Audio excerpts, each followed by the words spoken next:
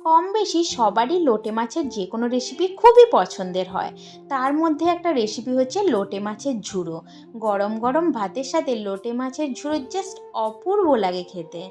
এখানে আমি মাছগুলোকে কেটে ধুয়ে নিয়ে লবণ হলুদ গুঁড়ো মাখিয়ে নিয়ে কাঁচা লঙ্কা আর আদা হ্যান্ড চপারে গ্রেট করে নিলাম। এবারে কড়াইতে সর্ষের তেল গরম করে প্রথমে পেঁয়াজ কুচি আর গ্রেট করা রসুন কড়াইতে দিয়ে নাড়াচাড়া করে নিয়ে দিয়ে দিলাম গ্রেট করা আদা আর কাঁচা লঙ্কা।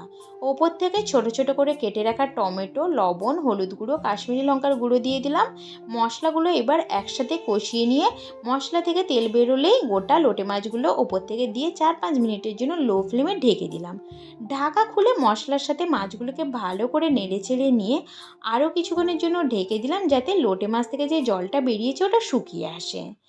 এইবারে মাছ থেকে তেলটা বেরোলেই ওপর থেকে কোচানো ধনেপাতা ছড়িয়ে দিলেই রেডি লোটে মাছের ঝুড়ো। টাটা।